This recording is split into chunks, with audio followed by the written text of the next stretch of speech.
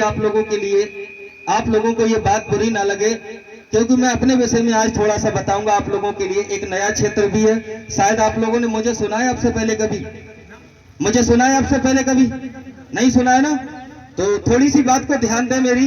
अगर आपने मेरे बातों का ध्यान दिया तो बड़े दावे के साथ कह सकता हूं, आपका प्रत्येक व्यक्ति का यहां से जीवन बदल सकता है।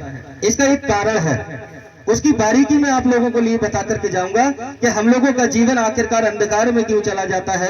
अगर हम, इसका कारण एक छोटा सा है कि हमारे अंदर सुनने की शक्ति नहीं है। क्या नहीं है? सुनने की शक्ति नहीं है। आज के समय में कोई किसी की नहीं सुनता। बाप बेटे की नहीं सुन रहा है, बेटा अपने बाप की नहीं सुन रहा है, माँ अपने बच्चे की नहीं सुन रही, बच्चा अपनी माँ की नहीं सुन रहा है। इसका कारण क्या है? क्योंकि हमारे अंदर एक चीज की कमी हो गई है, वो है सुनने की शक्ति खत्म हो गई है।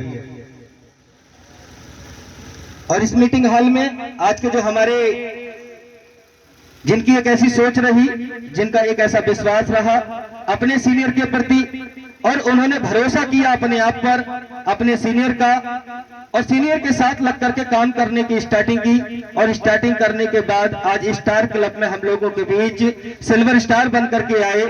आस्था परिवार से न्यू सिल्वर स्टार ओमवीर सागर जी, और एक हमारे नए सिल्वर स्टार थे, क्या नाम है उनका? लेखपाल सागर जी। मीटिंग का जब नंबर आया हम लोगों का, जब चेक देने की जब बारी आई और उन लोगों का नाम पुकारा गया, तो वो मीटिंग हॉल में उपस्थित ना थे।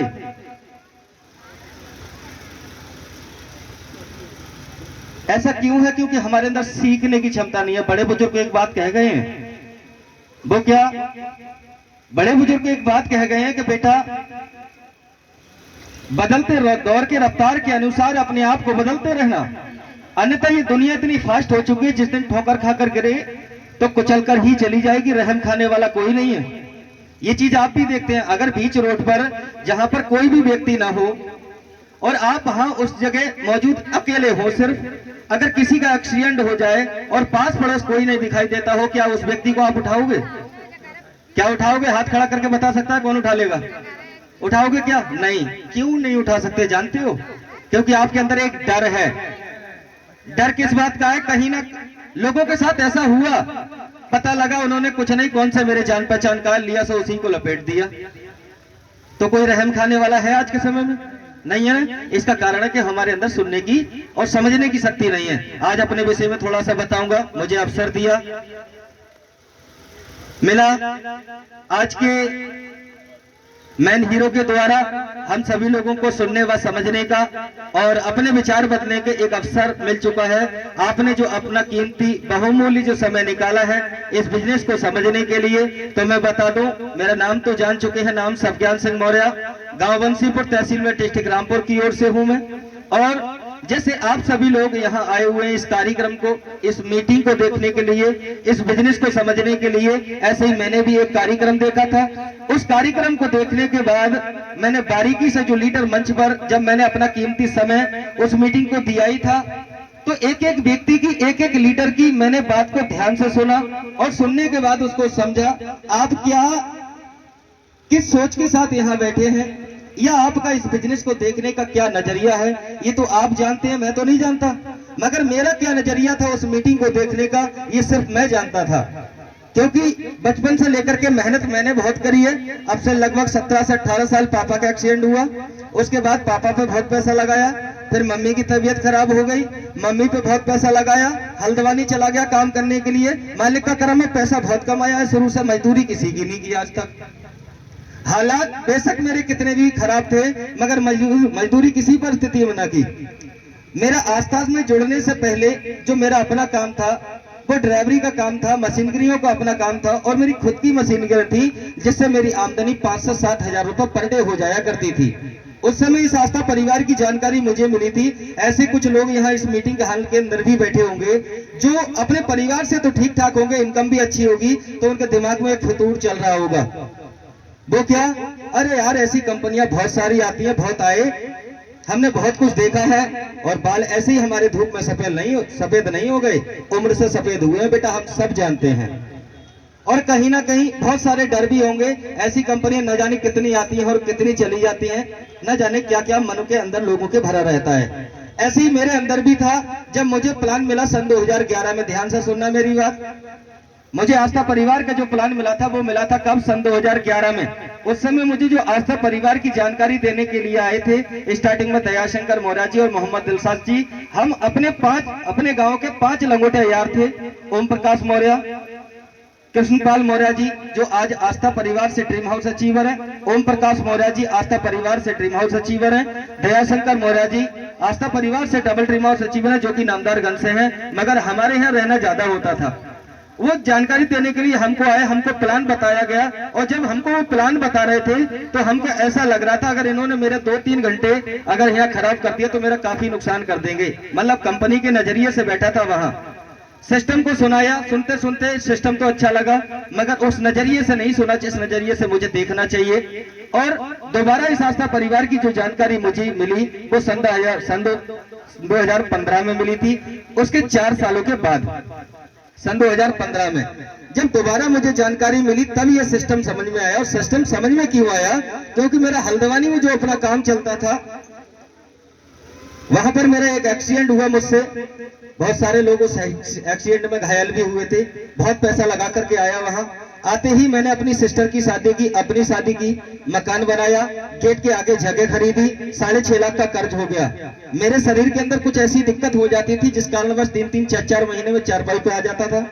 उसी बीच में दयाशंकर मौर्य जी का दोबारा आना होता है और केपी साहब का। उन्होंने मुझे फिर प्लान समझाया और आते ही एक बात पूछी थी सबसे पहले जिसको लेकर के मैं आस्था में ज्वाइन नहीं हुआ था। जैसे कि परवेश्वरी जी ने हमारे अभी बीच में कही थी कि हमारे एक फूफा जी आए हुए हैं, अब सब पहले भी आया था मीटिंग में और अब भी आया। बदलाव तो इन्होंने देखा और ये देखते भी चले जा रहे हैं, मगर कहीं ना कहीं अंदर से मन नहीं ठुकरा है। ऐसे ही प्लान मुझे बताया, आते ही मुझसे एक बात पूछी थी उस समय दयाशंकर मौर्य जी ने, मामा जी अब बताइए आपकी तनख्वाह कितनी आ रही है? मेरी इनकम ज्यादा थी इसीलिए तो नहीं जोड़ा मैं। अब बताइए आपकी तनख्वाह कितनी आ रही? मैं तनख्वाह देख रहे हो, काम करने का पैसा हर क्षेत्र में मिलता है, बगैर करे का थोड़ी मिलता है। बोले यही तो फर्क है तुम्हारे हमारे काम में। तो मैंने उनसे पूछा था क्या बाकी तुम्हारी कंपनी ऐसी कंडीशन में मुझे पैसे देगी? बोले बिल्कुल देगी। मैंने प्रूफ करके दिखा सकते हैं आप मुझे? बोले बिल्कुल दिखा सकता हूं।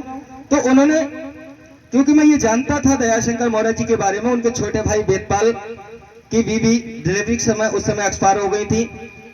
कुछ परिस्थितियों के कारण ससुराल वालों ने केस कर दिया तो जेल जाना हुआ। ऐसी कंडीशन में भी 47,000 से प्लस की तनख्वाह कंटिन्यू 2.5 साल तक जेल में आई थी उनकी। 47,000 रुपया से प्लस की तनख्वाह हर महीने उनको जेल में आई थी। जब ये चीज मैंने उनकी देखी तो मैंने उनसे एक ही बात कही, और ये इनकम कैसे देखी? बैंक की पासबुक, रिसीविंग रसीद, चेकों की कलर फोटो कापियां, ITR फाइल।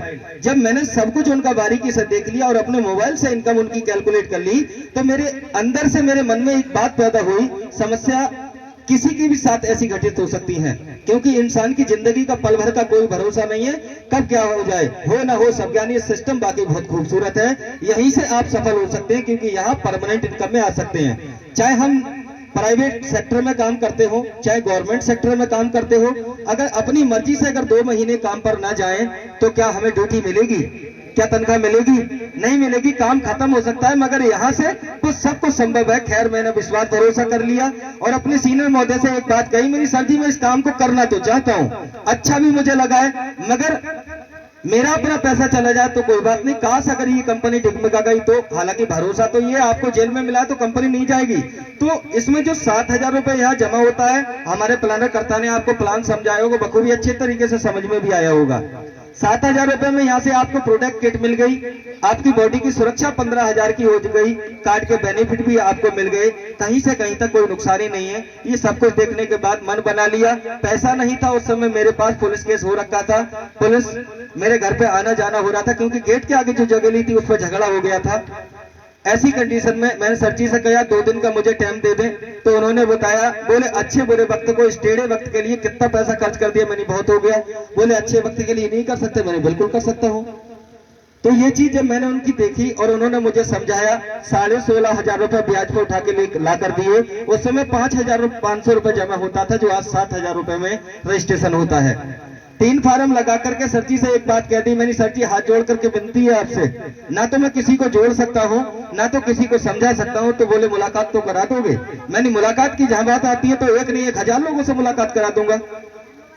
तो बोले यही तो करना है, 1000 छोड़िए, कुछ लोगों से मेरी मुलाकात करा देना, 40 से 50 लोगों से, अपने खास खास लोगों से। मामा यहाँ पर, अच्छा ये बात किन किन को लगती है कि यहाँ अपनों को गले काटने का काम है या अपनों को लूटने का काम है, ये बात भी लोगों के मन में चलती है।